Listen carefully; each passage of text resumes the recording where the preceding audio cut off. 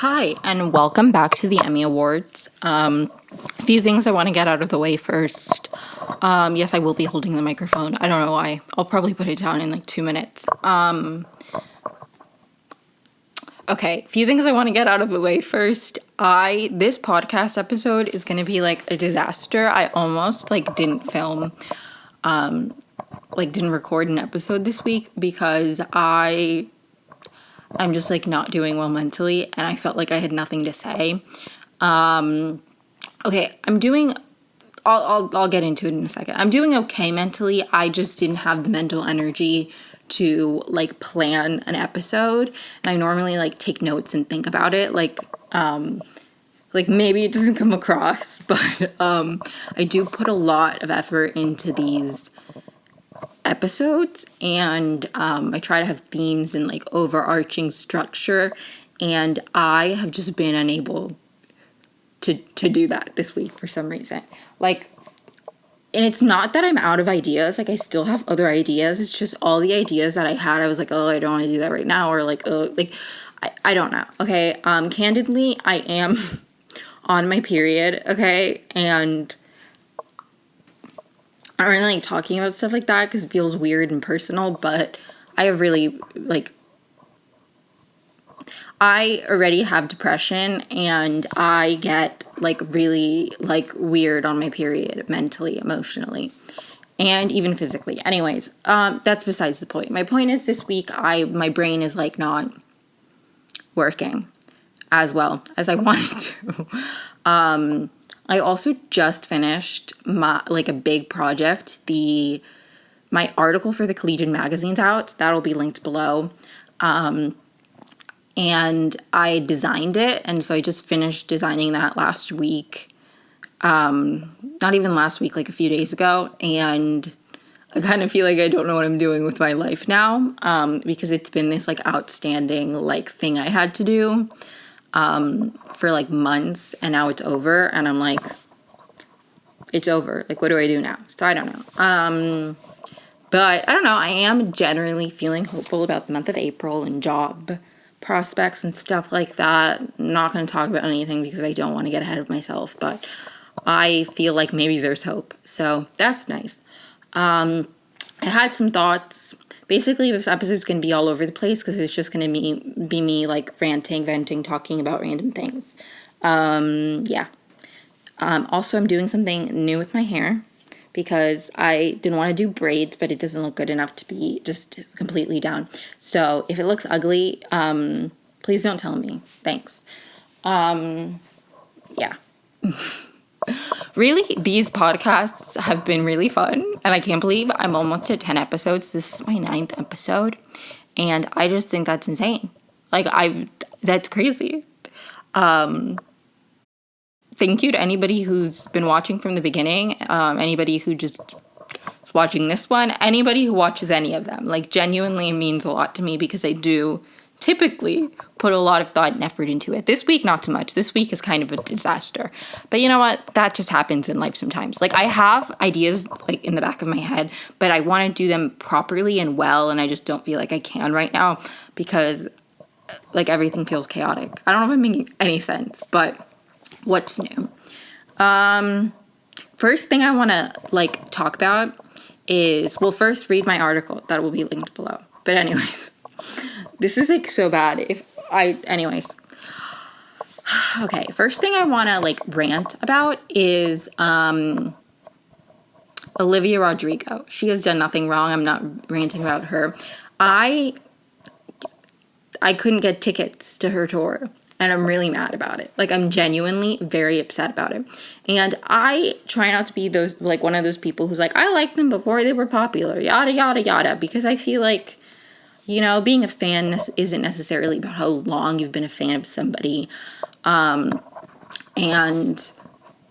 stuff like that. But I literally was a fan of Olivia Rodrigo, when she was in High School Musical, the series, the first season. And she would post clips of her singing on Instagram, and I would watch them over and over and over again. I had Driver's License memorized, 6 months before it was out, okay? Not the whole thing, but the clip she posted. I was here when the lyric was still, "You're with that brunette girl." Like that, I was in the trenches, okay? I was in fucking trenches. And, like, I was really sad when I couldn't get tickets.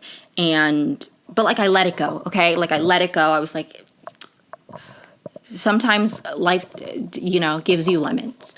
And anyways, so I was like, I'll let it go. Like, I'll let it go. It'll be fine.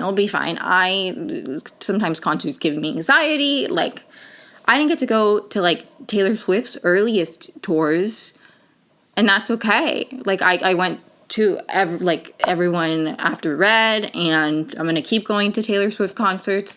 Like, sometimes I used to get really sad that I didn't get to go to Fearless and Speak Now. And now I don't feel that way as much because I feel like Taylor Swift's tours, like, they get better. And I've kind of let go of that sadness I used to feel about not going to those two tours. Because when Fearless came out, like, I hadn't been to a concert. I feel like I was kind of young.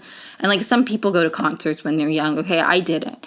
And then when Speak Now happened, I was living in Brazil, and she wasn't going to Brazil. So that was, like, impossible as well. So it's, like, in retrospect, it's like, it wouldn't have even been possible.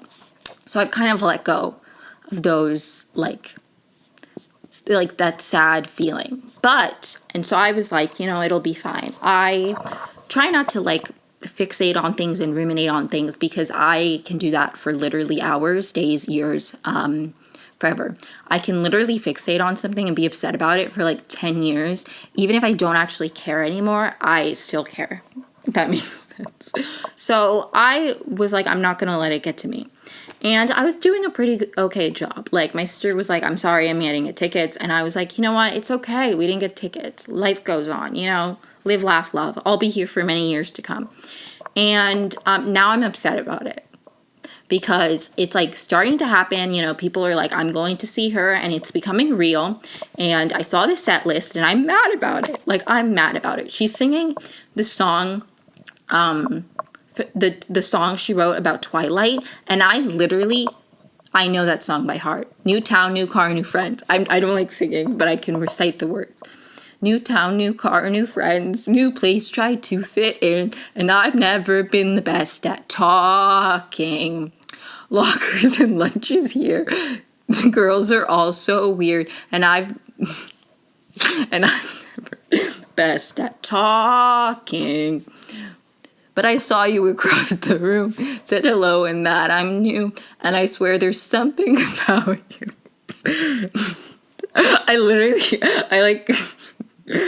I'm making myself uncomfortable, but anyways, and then she's like,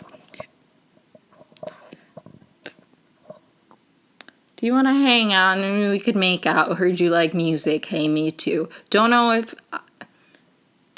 if you're busy, don't know if you like me, don't know if it's weird, but I kind of do like you. The small town thing's not as bad as I thought, so do you want to hang out or not? And the video ends. That's ingrained in my brain. I haven't watched that clip probably in months.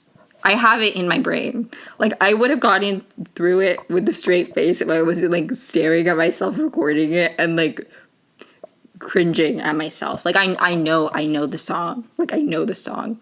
And, like, I would listen to it in Gambier, Ohio, because I went to Kenyon College, if you didn't know from, like, the 10 videos. I'm kidding, I've made 2. I'm gonna make more. Like, literally going to Kenyon College is my whole identity. Not really. I have a lot more identities. Swiftie, mentally ill. Pretty. I'm kidding. Anyways, like, I lost my train of thought. Oh, I love that song. Like, I love that song. I was, like, waiting for it to be on Sour. Like, that's how much I love that song. I would listen to it in Gambier, Ohio. That's what I was saying. That I would listen to the song in Gambier, Ohio, and I would be like, this song is about me. Like, whatever person I had a crush on at the time, like, since that song came out, okay, I associated that song with, like, 3 different people I had crushes on. I'd be like, this small town thing is weird. Like, I like you. Like, I don't know if you like me. don't know if you're busy. Don't know if it's weird, but I kind of do like you. Like, she was so right for that. And I literally would listen to that and be like, this is about this person. Like, my point is that I literally have been in the trenches. And now I'm just mad. Now I'm mad that I couldn't get tickets. And as much as I love Olivia Rodrigo, I think when the tickets sold out really quickly, she should have gotten a bigger venue. Like, Maisie Peters, who is like not as big an artist as Olivia Rodrigo is in terms of like numbers, I believe. No hate to Maisie Peters, love her. She like, I saw her when I went to visit my sister in New York, and my sister originally bought tickets like really early on through like something when it was like a venue in Brooklyn, and it was like, oh my God, it's so cute. We're going to get to hear the song Brooklyn in Brooklyn. And then it sold out and people wanted tickets that they just moved it to a bigger venue, and that venue was in Manhattan. So we weren't hearing Brooklyn in Brooklyn, but it doesn't matter because it was in New York anyway, and it was still fun. Anyways, so, I just feel like Olivia Rodrigo should have done that. Like, she could have filled stadiums. Like, if she didn't want to do that, I understand. But, like, I don't know. I feel like she could have at least, increased the venue sizes, even if she didn't want to go to a huge thing. Like, I get that it's her first tour and she wants to kind of ease her way into it. But I just am upset that I couldn't see her. So, anyways, if I become famous in the next month... and Olivia Rodrigo, you somehow see this, please invite me to your concert. This is a joke, okay? For the record, I like make a lot of jokes about like becoming famous and like this podcast blowing up and like all of that. I don't think I'm gonna be famous, nor do I like genuinely like care if I am. Like, I think there would be cool things about that, but I also just think I'm funny, and I feel like the whole world should be blessed with my gift. But, anyways, I'm really mad about the Olivia Rodrigo thing. And I wish I had gotten tickets to it. Like, it's making me sad now. I literally, now I have that song stuck in my head. There's so many Olivia Rodrigo's, like, unreleased songs that, like, I desperately, like, wanted her to release, and then she didn't. The one song that she had, like, released, besides Driver's License, because that one she posted on Instagram, like, the only other one she posted on Instagram that then she put on Sour was Happier, and I didn't love that song of, like, all of the songs she had released, so when, like, that one was announced on the album, I was like, okay, cool, like, not my favorite. Like, release Gross, release the Twilight song. I literally love the Twilight song. What other song? There's another song that's, it's called Just Because, and it's like, sorry, I'm trying to think of the song. Anyways, my point is I really like Olivia Rodrigo. I've been standing her since High School Musical, the series. And I remember High School Musical, the series, first season came out, everybody around me was like, that sounds so stupid. I even was like, that sounds kind of stupid. But I got Disney Plus specifically to watch High School Musical, the series, because once a wildcat, always a wildcat. And me and my sister were like obsessed with the show, okay? I followed Olivia Rodrigo. I was like, we are besties now. She was mine. Then I found out she was a Swiftie. I was like, I am connected to this girl, okay? I liked her before she was a big deal. Anyways, when Driver's License came out, I was like, guys, everybody should listen to Driver's License. It's the best song ever. And now I'm like, Emi, you should shut your mouth. Anyways, I'm sad about that right now, currently. And, like, it would help if I knew when Loverfest was happening. Loverfest is never happening. Like, she's dead, rest in peace, Loverfest. Maybe not. But just, like, I don't have any other concerts coming up, you know? So I don't know. That's just something that's been bothering me right now that I needed to talk about. I'm, like, not in therapy right now. Like, I go to group therapy, but I don't have, like, individual therapy. And, like, it's group therapy. You can't, like, hog the time and be like, this is everything that's going on in my life. Like, we do check-in, and then we just learn things. So it's not like I could sit there for an hour and be like, here's everything that's going wrong in my life. And I'm just not going to be like, oh, I'm mad about this Olivia Rodrigo thing in group therapy. Like, it's unnecessary. But it's been bothering me, so I just wanted to talk about it. What else has been bothering me? I miss Kenyon. I really miss Kenyon, and I didn't think I was going to miss Kenyon that much. Not because I didn't love Kenyon, but just because I was ready to leave college. But maybe it's like a COVID thing. But like there were a lot of, like, I don't know, there were like concerts and plays and stuff, and I feel like I missed out on a little bit of that, as did everybody, because like that stuff wasn't happening for a while. And I'm just like, I also have a lot of friends who are like seniors, and I'm seeing people like do like comps or senior recitals, like acting theses, and I was like, I just wish I could go to all of them. I'm also like on the diss list for so many things, so I get emails from like the Kenyon Drama, Dance, and Film Club. I can't remember, KCDC, Kenyon College Drama, whatever. I get emails from them being like, who wants to be an usher? And it like breaks my heart, because I'm like, me, but I live in Maryland. What else? Anyways, yeah, I miss Kenyon. I'm trying to find a way to go back for send-off. I'm going back for graduation. Like, that's already, like, set, because they emailed me. And they were like, you're invited to graduation. Do you want to walk? And I was like, no, because I don't want to have to, like, my family already came to Ohio for a graduation. Like, I'm not... And it was, like, a very, like, chill, like, minimal graduation, right? But I already walked. I already took pictures of my, like, thing. It happened, okay? I graduated. I have my diploma. Like, I'm fine. I don't want to walk again. Like, I originally was like, I'm definitely not going to, because I naively thought that I would have a job and an apartment and everything by graduation. I no longer believe that. I feel like I might have a job, but, like, apartment and being settled in the, like, I don't think that's happening. By the time Kenyon College seniors graduate. But, so, like, that was part of the reason I was like, oh, I'm like, if I'm settled in a new life, I'm not going to want to go back to Kenyon.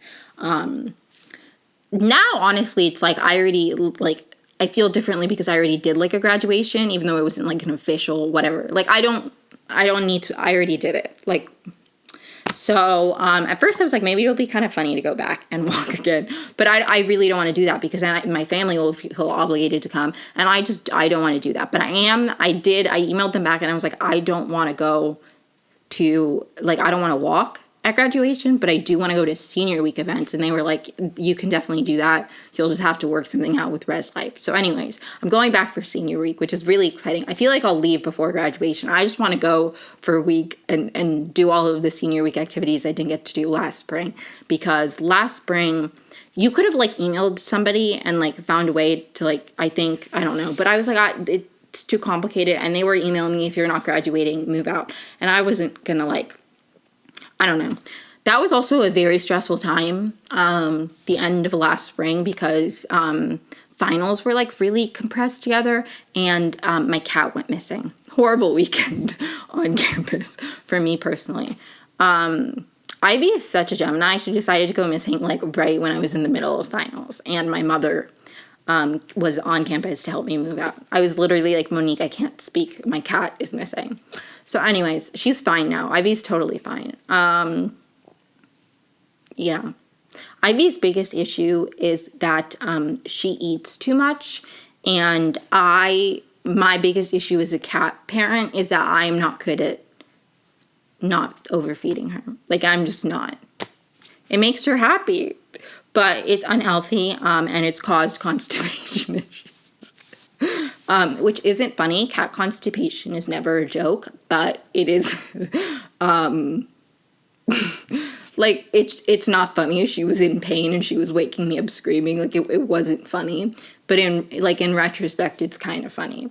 The vet, literally, after, like, that appointment, and, like, they treated her for her constipation, they gave me an article. Like, they printed out an article, and they were like, cat constipation, it's never normal. That was the headline of the article, just in case I thought that, like, it was okay for her to be constipated.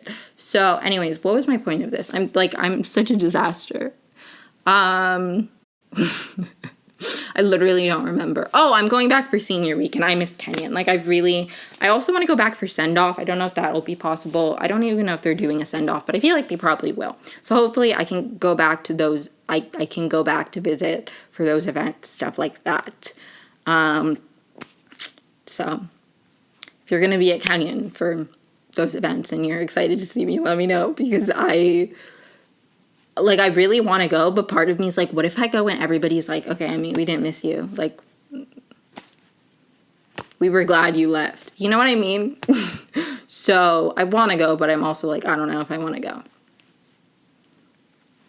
So that's something that's been on my mind a lot. I really miss Kenyon. And these last, few months have been kind of hard. So it's, hard to, I don't want to be in college anymore, but I don't feel like I'm at a new stage in my life, so I kind of wish I was in college. I don't know if that makes sense. In college was really hard for me, but at least there was, structure and there was a path, and, I haven't had that, and now that I finished the magazine and my article's out, I just genuinely feel like don't have much structure. So hopefully I'll get a job soon so I can have some sort of structure in something I'm, doing. This podcast is really my only form of structure, but that's been bothering me. And I miss Kenyon. And I feel really lonely. So I know people who live in DC, and I know I have friends in this area, but I haven't reached out to people because I was I'm not going to be here for that long. I don't need to make friends and talk to people and any of that, because I'm leaving. And now I've been here for so long that I'm maybe I should talk to people. Maybe I should try to make friends or reach out to my old friends and hang out. But I didn't. I guess part of me didn't want it to be real, me living with my parents. Now it's obviously, I mean, it's very real. You live with your parents. Wake up. So yeah, I am kind of lonely, and I think that's part of the reason I miss Kenyon. But also designing the Collegian magazine was so fun, but also so bittersweet, because it made me realize how much I miss designing stuff, which I've known, but it was just really sad, because I was I miss doing this every week. It was really hard. And also because it was the last thing I had left to do for my Kenyon experience. Everything else is done. It was my last outstanding assignment or project connected to Kenyon. So it was just hard. It was very emotionally weird. So yeah, I miss designing stuff. I miss it so much. You cannot convince me there's a person on this planet who loves InDesign more than me. If you're watching this and you're I love InDesign, do you know her birthday? I'm going to give you a minute. Okay, one more second to guess, and then I'm going to tell you. She was born August. I know she wasn't born, but the day that InDesign was created, okay, so that counts as her birthday, was August 31st of 1999. She's a Virgo, she's 22 years old, and she's a queen, and I love her. So, and she's a she because I decided that, okay? Actually, she's whatever she wants to be. She's whatever you view, InDesign is beyond gender.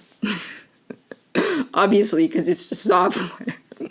But anyways, point is, I really love InDesign. Another thing, I recently, this episode's really all over the place, but honestly, live, laugh, love. I'm a Gemini. It's what you signed up for. If you decide to watch these, and thank you if you do. Genuinely, I make a lot of jokes, but it means a lot to me if you listen to these.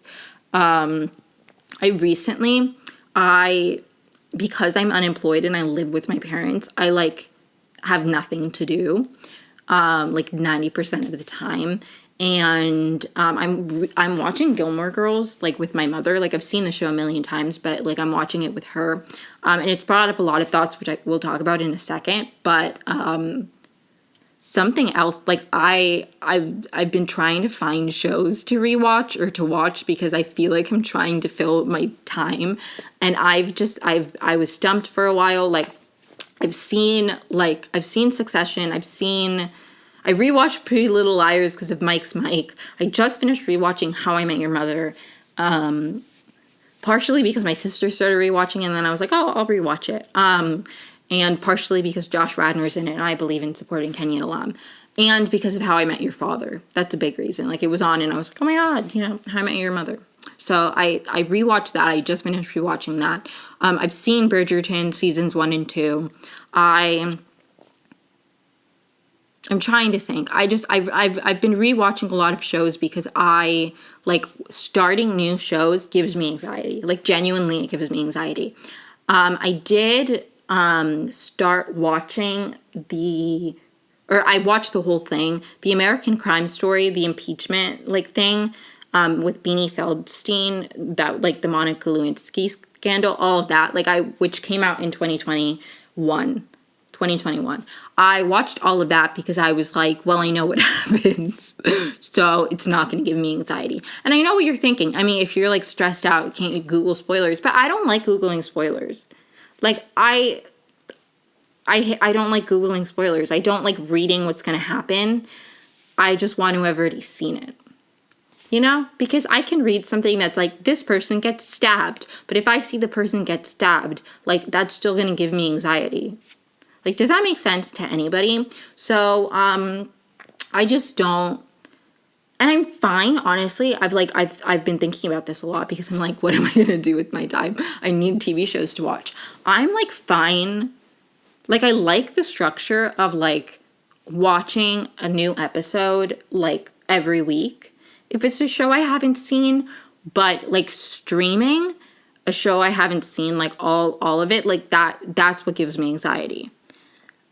If that makes sense. Because it's like, I'm watching it all at once, and it's like too much. I get overwhelmed because I'm like, I don't know what's happening, and I can't follow the plot.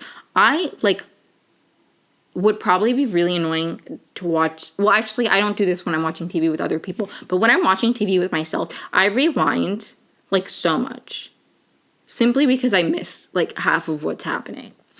And I also am like always playing a game on my phone, so like, you know. But I just like, I prefer, and I saw this tweet once, and who knows if this is medically accurate, but it was like, people who have anxiety prefer rewatching shows because like it's calming and like nice. And I agree. I really like rewatching shows. My parents don't understand it. Like, I am like, let's watch a movie like every week. I mean, not like, my dad's not in the country right now, so it's just me and my mom, and we're only watching Gilmore Girls because it's like pretty fun. But to like rewatch it with her. But like, I'd be like, I'd be like, let's watch a movie, and then I pick a movie I've already seen like multiple times because I want to watch like it with my parents and see their reaction. And my dad's always like, Emi, you've already seen this movie, that defeats like the purpose. And I'm like, no, I like watching movies I've already seen. I know that like nothing, like, I don't know, I watched West Side Story, and it was just like so stressful. And it's like the general plot I knew, but then you watch it and you're like, oh my god, it's crazy. And it was stressing me out the whole time. I just don't like watching things that I don't know how they're gonna end. But anyways, the reason I got on this tangent is because I just watched the Monica Lewinsky American Crime Story like thing, and it was really interesting. I like literally just kept watching it. A big thing that happens with me is that I'll start a show and I'll watch like a few episodes and then I give up because it's stressing me out and I don't want to keep watching, or like I just get bored. So I watched the whole thing. It was really good. I enjoyed it. I found Linda Tripp fascinating. I didn't know like half of the Linda Tripp stuff, and it was just interesting. So that was really good. I don't know why I felt the need to mention it, but I watched that recently and I found it very compelling and interesting. And I just think the whole Monica Lewinsky thing is, I guess this is why I was thinking about it, because she was like 22, I think, or 21, like when she started working at the White House, but maybe 22 when like the whole like affair started. But it's like, it was just really interesting because like, I'm basically the age she was, like when everything happened, or like around, and it's just like, I don't know, it puts it into such perspective for me, because it's like, I always knew that I was young, but it's like, I cannot imagine I cannot imagine, like, being in an affair with the president. And not only that, but, like, because I didn't know all the details of this, like, the fact that in the impeachment report, they, like, detailed, like, well, one, they, like, basically, like, forced her, at least this is the way it's portrayed on the show, like, into, like, detailing everything, like, very, like, specifically. And then they printed that and people read it, like, all over the country. Like, I would literally be mortified if something like that personal of, like, your, like in detail, like your sexual experiences, like I don't know. That seems horrible to me. And I feel like they shouldn't have been allowed to do that. Like, but I don't know, like, publish that. I don't know, because it's like, I think, like, the reason he was impeached is not because he had an affair, it's because he lied under oath.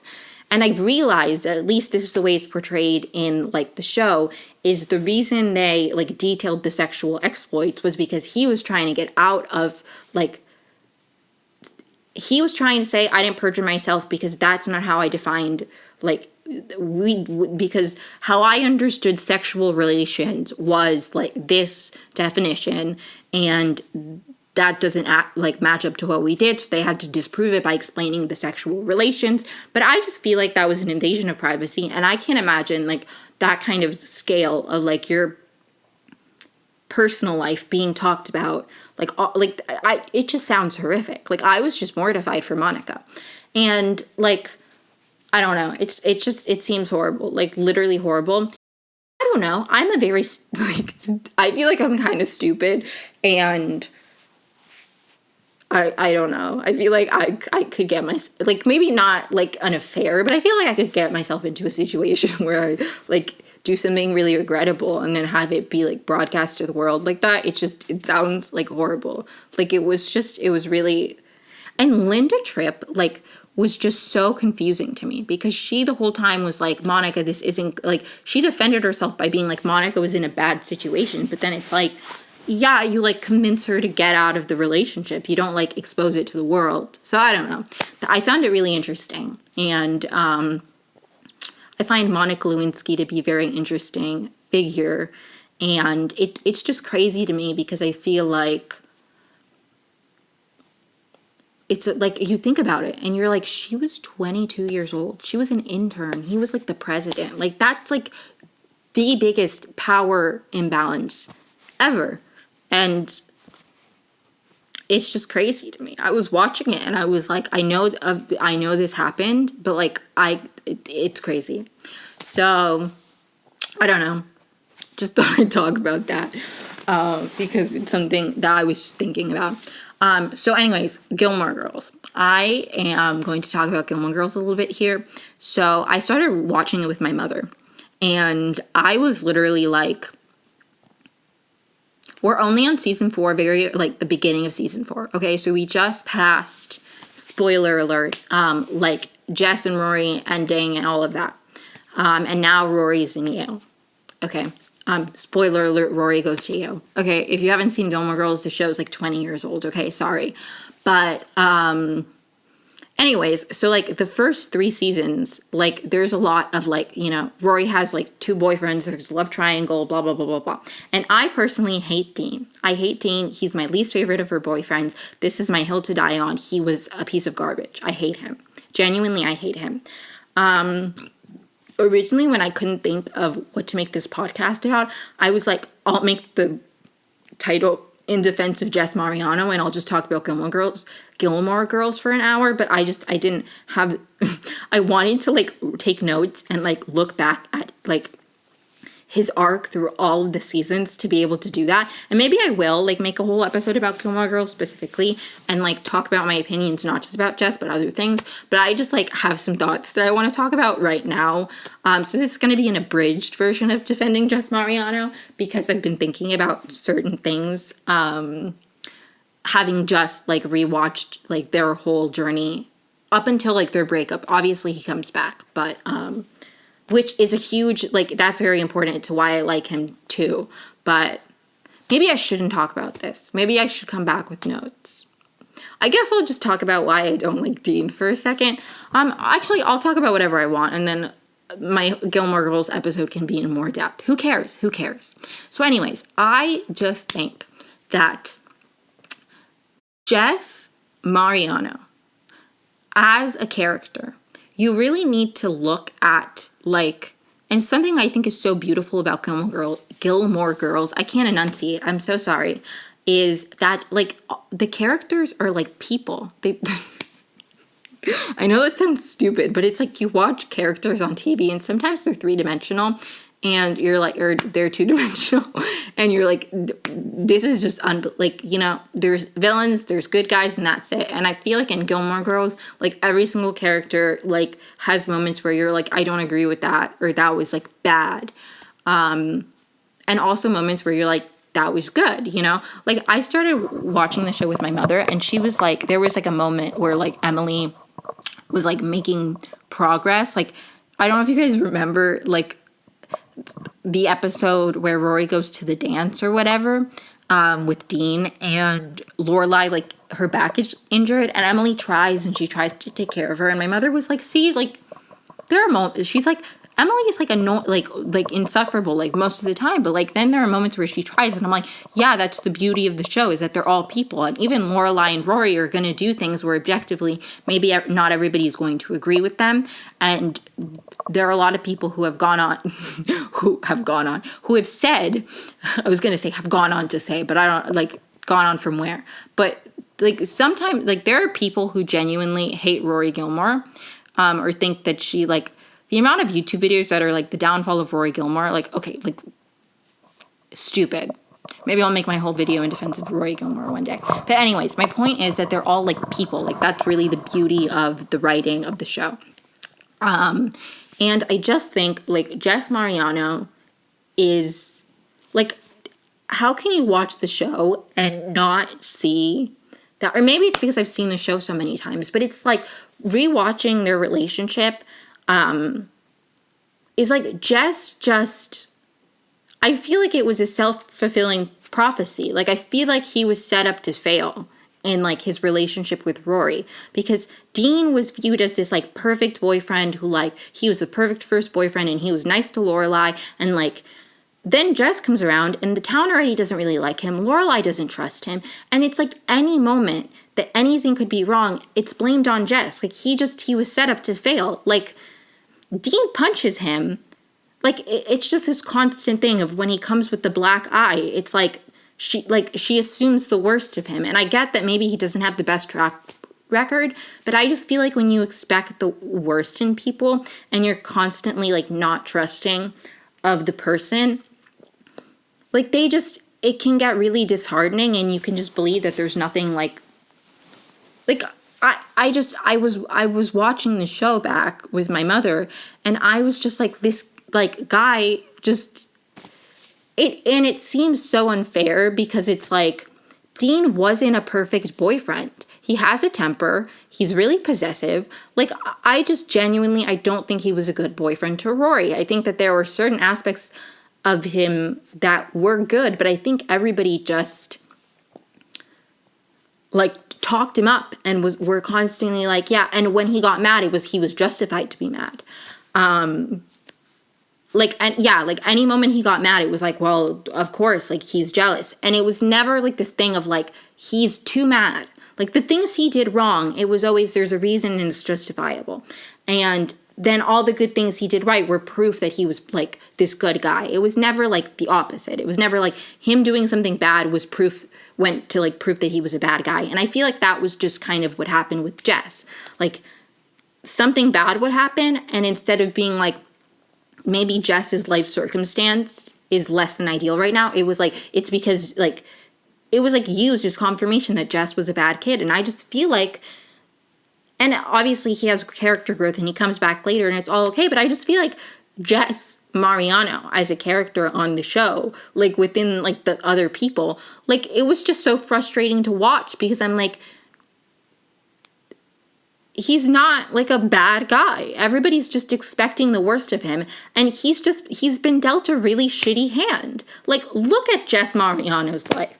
His father abandoned him when he was not 17, when he was like an infant, right? Like, he's never met his father, doesn't know his father. His mother is like not the most stable mother figure in his life, right? At like 17 or 16, no, 17, he gets shipped off to live with his uncle because his mom's like, you're too much to handle. So he moves to this town. He doesn't know anybody. He probably doesn't know his uncle super well. And then he everybody at this town hates him. It's like he's under a microscope. Like, does he cause trouble? Yes, but like I don't know. It's just like you have to look at his like life circumstances. And then like he's failing out of high school. Like, I don't know. Maybe I think part of the reason, like, I am not a Logan auntie in any means. I really like Logan. I really like Logan with Rory. Genuinely, I'm not against Logan Huntsberger. You will never hear me say a bad word about Logan Huntsberger. The only negative word I have to say about Logan Huntsberger is that I have none. I was going to make a joke about the gorilla masks with the Life and Death Brigade because I don't understand the gorilla masks. But that's not even him. He didn't make the gorilla masks. Anyways, so what was my point? Oh, I'm not against Logan in any means. I think part of the reason maybe that I like gravitate towards Jess and Rory is that like I relate to Jess in some ways, and I really, like, my heart goes out to him. And it's also, like, watching their breakup, like, literally I watched those episodes today. Like, they didn't break up, Jess and Rory, because they stopped loving each other or because it was just because life, the timing wasn't right. Jess had too much going on in his life. Like, he couldn't communicate with Rory. It's just sad to me because it's like this really strong relationship that they had and that could have been so much more just like didn't get a fair chance because of like the life circumstances. And it makes me sad. I got really sad. Okay. I get sad about it. Maybe that's stupid, but I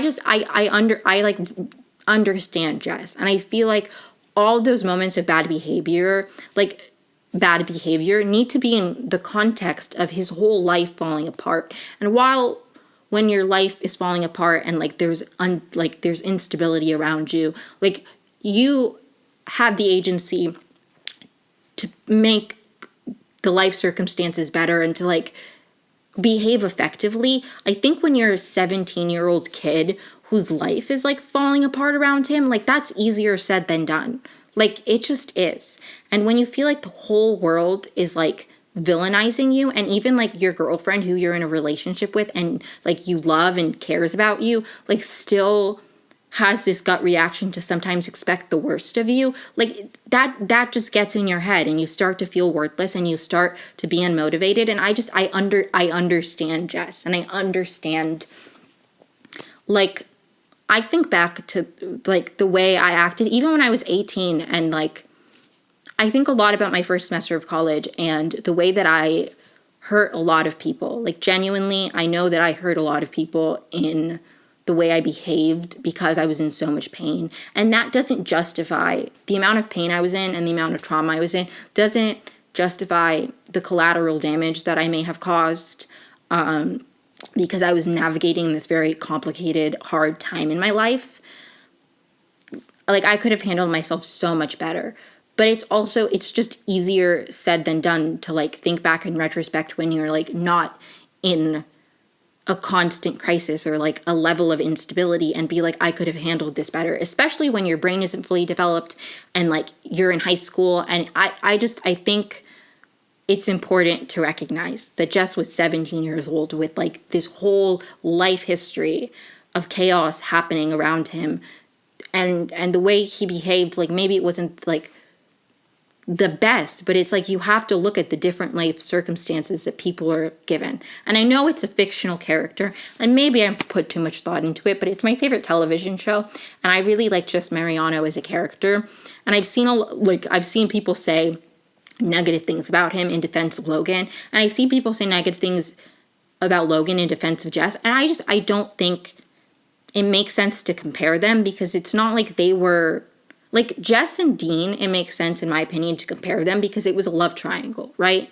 Jess and Logan were at completely different phases of Rory's life, and to me it just seems like stupid to compare, or silly to compare Logan, who was 25 to like 24, 25, like to, or I guess he was like 23 when we met him. But anyways, when he was more like of a grown up, who had kind of like a lot of his like youthful indiscretions were in his past by the time we met him. Like he had just gone on a year, like sunk a yacht. Like he had already, like we had already seen him be reckless. Like he had already been reckless before we met him. Anyways, I'm not making much sense. But like, I just feel like it doesn't make sense to compare those two, not just as people and as like, but like as potential suitors and as matches for Rory, because it was just different phases in her life and in her character. And I don't think it makes sense to talk negatively about one to defend the other. Like, I get that people want to make arguments about, like, well, this is the reason that Jess and Rory are better as, like, the end game couple. But I just, like, I don't know. I feel like we don't know what the end game couple would have been. Like, you can write a story, but the story that we got was, like, anyways. And I do think that part of the reason I really like Jess and Rory is, it ended so, like, abruptly, and then he comes back and like it's never the right time, and I just love the one that could have been. And like I like Jess so much, and I really like his growth as a character, that I've always just found myself being like, if we had seen more of Jess, like I think he could have been amazing. So, and maybe not even necessarily for Rory, maybe just as friends, but I feel like there was so much potential there. And I don't know. I, more than anything, am mad that he wasn't around, like, from season 1, because we saw so much of Dean. And I just hate Dean. Like, even before Jess showed up, I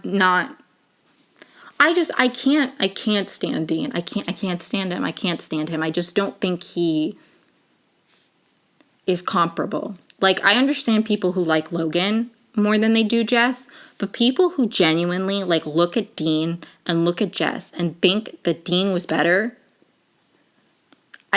what's wrong with you? Especially if you've seen the whole show, right? Because we see Jess and he's a much more, like, in a much more stable, like, you know, he's a much more, like, stabilizing, grounding, like, person for Rory. Dean, all Dean ever does in Rory's life is create chaos, and I stand by that. I literally hate him. So anyways, like, I know he's a fictional character, okay? It is what it is. But I get very defensive of Jess Mariano because I feel like, I don't know, maybe I really like the misunderstood, like, struggling kid trope character. I don't know. I understand it, and I understand the ways that you can maybe create chaos when you're in, like, a lot of pain and you're going through, like, a lot of negative circumstances, and compounded with the fact that so many people, like, don't believe in you. Like, it's just hard. Like, imagine just everybody in this small town just thinking of you as the villain. And maybe he did it, but it's like they get into a car accident and it's automatically his fault. Dean punches him first and it's automatically his fault. Like, as soon as Jess and Rory were together, Dean, any single time he saw Jess, was like baiting him, you know? And Jess was like, I'm not going to fight you, Dean. And Dean was like, oh, you're scared of me? And he's like, no, it's because Rory will think it's my fault. And I just don't think that was necessarily fair, that was always placed on Jess. And I think that if more people, and I know Rory had her moments where she was like, you could do so much more, like, you have potential. Like, she said that to Jess and it got through to him. But I just feel like if more people said that, and I know Luke did too, but I just feel like if more people said that to him and more people believed in him, or maybe they didn't even need to believe in him, but just less people, like, made him the villain of every single situation, like, things would have just worked out better for him. But anyways, I have a lot more to say about Jess Mariano, and I'll probably make a whole episode about Gilmore Girls, but this has just been on my mind because, yeah, I think it makes me sad. It makes me sad that, and there was supposed to be a spinoff. There was supposed to be a spinoff, like, of Jess, and I wish we had seen that. So, yeah, I feel like people who say that Jess is toxic and he was just this bad boy, and, like, they're ignoring, like, his life circumstances that caused his, like, bad behavior, to his growth, because there is tangible growth. He apologizes to Luke. He, like, makes amends. He, like, makes something of his life. Like, there is tangible growth in his character. And, like, the ways he was good to Rory. He was objectively, in my opinion, a better boyfriend. Well, objectively, in my opinion, or contradictions. But he was, in my opinion, like, a better boyfriend than Dean in a lot of ways. There are certain things he didn't do as well as Dean, and that's fair to point out. Like, he wasn't as much of a scheduler. I think also, though, you watch, like, I like watching the show, and, like, there are things that maybe Rory wanted out of Jess that she had in Dean that he wasn't doing, but I think he just didn't know that she wanted him to do them. And you need to, like, tell people, like, I need a certain plan. You know, you can't just, like, be mad that, like, there was a miscommunication. Like, that, those are things you learn in a relationship. But anyways, like, Jess, like, when she hears, like, that Rory is talking to Dean, he's like upset about it, but he doesn't yell at her. He's just like, tell me these things, like, moving forward. Like, I think he's a lot less jealous. He views Rory as his equal in a way that I think Logan does as well. But to me, Dean views Rory like, and I maybe it's because of his possessiveness that I feel this way, but I just view, or his, like, misogyny of, like, women needing to be in the kitchen and all of that. But I just really feel like Dean sees Rory as, like, this thing he needs to protect. And he sees his role in a relationship as, like, the protector, the provider. And that's fine for some people, but I just don't feel like that's compatible with Rory and her, like, personality and the way she was raised and all of that. And I feel like Dean likes Rory because she's pretty and she's shy and she's, like, you know, I think it, and if that makes sense. I just feel like he likes Rory's, like, timidness and her, like, and I feel like Jess liked Rory because they both read, they had, like, things in common, he could talk to her, he felt comfortable with her. It feels like the initial interest is very different, right? The initial interest that, like, Dean had to Rory, it's because she was shy and reserved and, like, kept to herself and was reading and, like, all of this, and, like, she was pretty. And then, like, whatever. And then in their relationship, he was constantly, like, gonna fight people in defense of her. And, like, I don't like that dynamic. I feel like he guilted her a lot. Like, the tux thing, he was so mad about the tux thing. Like, dancing at her cotillion, like, she, like, is like, you were so nice, you went to my cotillion, you, like, did this, like, all of that. It's like he guilted you the whole time that he did it. Like, that's not, I don't know, that's not nice. He got mad a lot. Like, there were just a lot of small things about Dean that really pissed me off. Like, there's this one episode where she's like, oh, I like, her mom's going out of town, Lorelai's going out of town, and Rory's like, oh, I'm gonna do my laundry tonight, and he's like, I thought we could do something. And he, like, sulks. And then she's like, are you mad? And he's like, I'm not mad. I'm an angel, or I'm a saint, but I'm not mad. And it's like, no, like, Dean is one of those guys who's like, I'm a nice guy. Like, no, you're not. So anyways, and then when, like, Jess, like, when they're talking about prom, like, Rory is like, that means you'll have to wear a tux. I know tuxes are nerdy. And Jess is like, tuxes aren't nerdy, you know? Like, he's calmer about, like, Dean hanging out with Rory. He's like, I just want to know, like, things like that. He is, like, fine with the tux thing. I feel like there are certain things he doesn't do well, but there are other things that, in my opinion, his personality are just better than Dean. I think Dean was possessive and jealous and, like, the thing that pisses me off the most about the Dean, and I think the reason I hate him the most, like, more than anything, is that after they are broken up, he is married. He is married to another woman. And he's still possessive of Rory. She, like, speaks to Jess because he's in town. And Dean gets so mad. And it's like, you have no right to be mad. You have no right to be mad. She doesn't belong to you. You're fucking married. Anyways, I can't stand the way he's so jealous. And because it's beyond jealousy. It's like, it becomes possessive.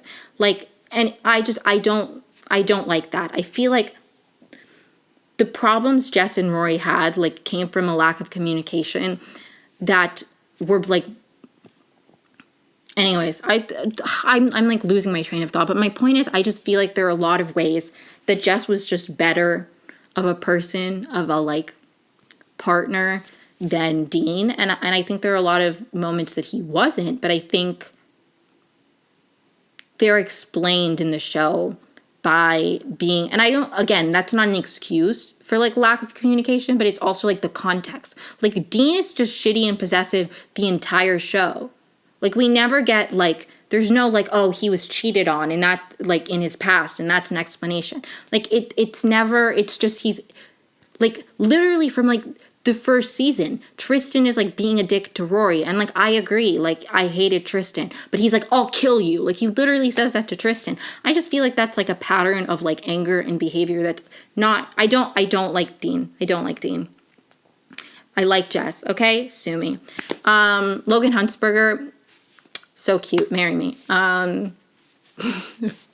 Rory, like, when Jess comes back and he's like, run away with me, and she's like, no, and then Logan proposes and she's like, no. I'm like, I literally would say yes to, like, if Jess Mariano was like, let's run away together, I would say yes. If Logan Huntsberger was like, let's get married, move to San Francisco, I'll get you an avocado tree, you like guacamole, I would literally be like, yes, Logan Huntsberger. So anyways, that's my little, I've been talking about Gilmore Girls for like 20 minutes, maybe a half hour.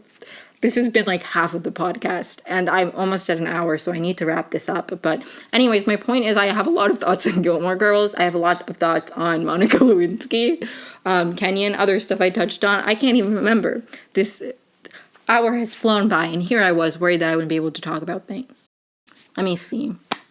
Coming up to an hour, so do I have any updates? Oh, I'm going to link my TikTok below. I've started posting on TikTok. By that, I mean I posted like 3, but I'm trying to post more. So more people follow me. That'll encourage me to post on TikTok. My article will be linked below. All of my social media, etc., etc. If you have any ideas for future podcast episodes, please let me know. Because my brain is like fried. I talked about Olivia Rodrigo too. Who cares? I'm all over the place. I'm literally all over the place. I had surprisingly more energy than I thought I was going to. But especially because I started filming this at like 12:35. It's like 1:30 in the morning. So yeah. But you know what? I did it. I talked, I filmed. I feel like I really, like, I didn't want to talk about Jess and Gilmore Girls, like, that much because I wanted to do a proper episode where I took notes and I had, like, thought out things and, like, cited evidence from episodes of, like, not evidence, but, like, examples of, like, reasons, like, and I feel like I said some that just came to mind, but I have, like, concrete, like, examples of, like, the ways I genuinely, like, view these character arcs and the way that I think certain aspects and behaviors of Jess were more circumstantial. And Dean, to me, it just feels like a character flaw. So, to me, anyways. Rewatching watching Gilmore Girls with my mother, like, rewatching it, but watching it with my mother has been really nice.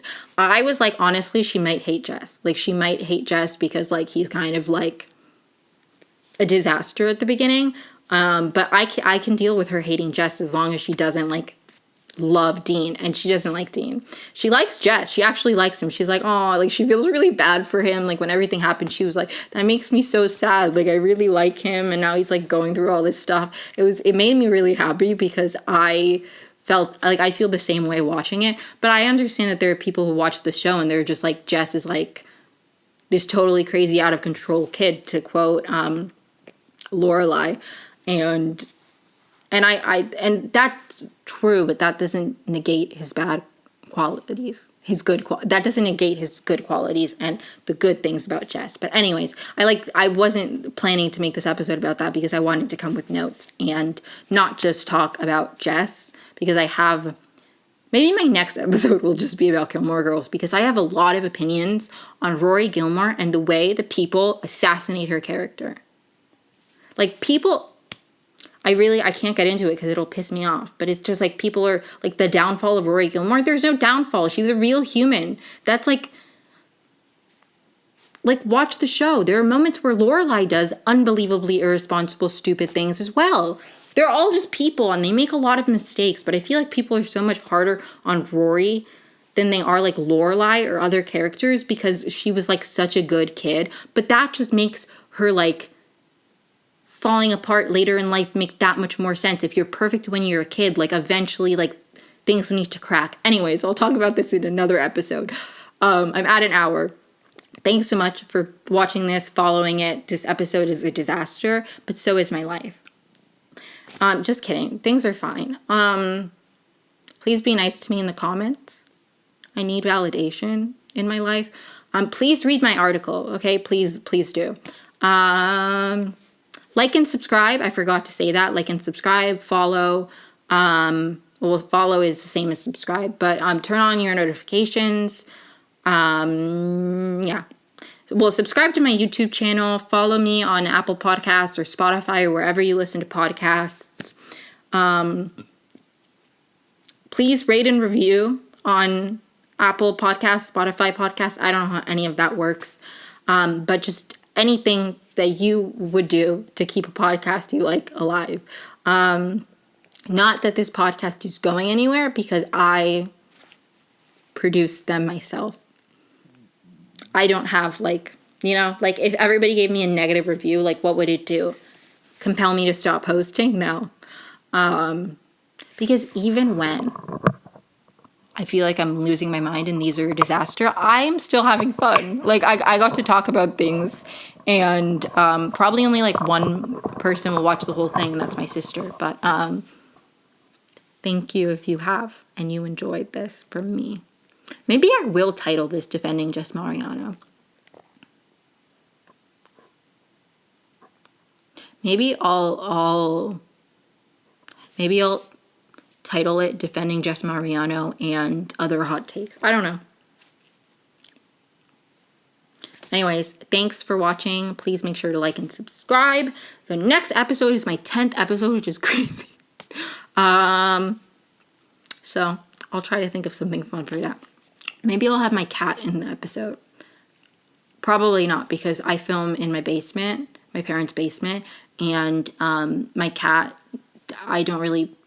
she's not really allowed beyond the first floor. Not because she does anything wrong, just because she's scared of my parents' dogs. So I think it'd be hard to have her down here because she'd wander and then there'd be chaos. But anyways, thank you for watching. Keep following in my life because maybe I'll have a really fun life update the next time I film one of these. Wouldn't that be really fun if I'm like, I have a job? But anyways, like and subscribe. And if you are somebody who's looking to hire somebody, I'm still looking for a job. And if I move to California soon, I might need a roommate, so